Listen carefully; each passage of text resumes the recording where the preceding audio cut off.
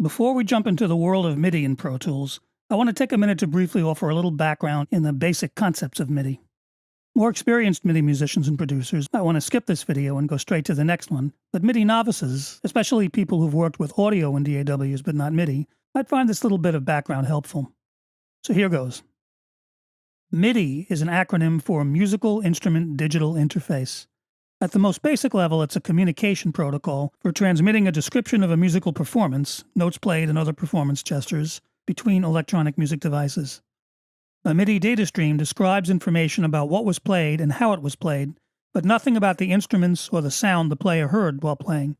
In effect, MIDI separates the sound from the performance. A MIDI sequence is a recording of just that performance data. There's no sound, which is triggered live in playback by playing the MIDI recording into a MIDI instrument. This could be a keyboard or rack mount, synth, sampler, or drum machine, or, more commonly nowadays, a virtual instrument plugin that supplies the instrument sounds. The fact that MIDI recordings are just data allows them to be edited note by note, easily auto-corrected for timing, or have their tempo changed, all without affecting the audio quality. All things that, when MIDI was first introduced in 1983, couldn't be done with audio recordings, although they can be now, of course. MIDI sequencing and digital audio recording are seamlessly combined in the modern DAW. Data-only MIDI tracks, typically triggering sounds from virtual instrument plugins, sit side by side with digital audio recordings. MIDI is an integral part of most music recording and production setups, where it offers creative possibilities for musical arrangement that otherwise wouldn't be possible, or at least practical, in most small and home studio setups. A MIDI recording consists primarily of performance data, short MIDI messages that describe individual notes, and continuous control data that the player uses to add expression to the performance. Each MIDI note contains information that describes the pitch and the performance dynamics. The latter is normally a function of how hard, technically how fast, the note is played, which registers as MIDI note velocity. When MIDI was introduced, computer storage was at a premium, so each byte of MIDI data has only 7 bits of actual performance data for a range of 128 possible values, from 0 to 127. So hard-played notes might have MIDI velocities approaching 127, the maximum, while soft-played notes would have much lower values. Likewise, the pitch of each note is assigned a numerical value between 0 and 127, with middle C set at 60. Each musical note is actually made up of 2 MIDI messages, a note-on message, which starts the note, and a separate note-off message, which ends it.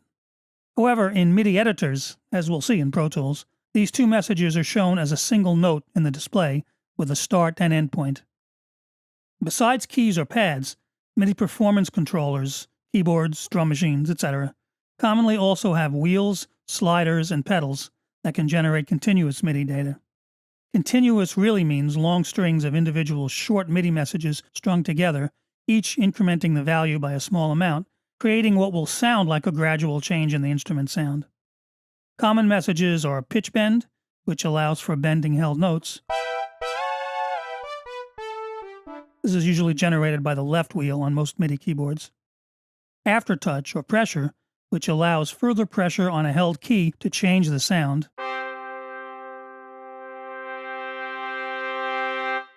And control change, or CC messages, which can be optionally programmed to have various effects on an instrument sound. There are 120 possible control change messages. Some are assigned to specific things. The most common ones are CC number 1, mod wheel, generated by the right wheel on most MIDI keyboards, which is usually assigned to create artificial vibrato when appropriate.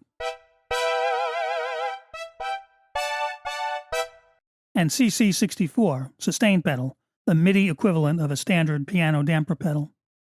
CC64 usually only has 2 values, on or off. A typical MIDI recording consists of notes and other performance data, which can be edited and processed after the fact for corrective or creative purposes, both manually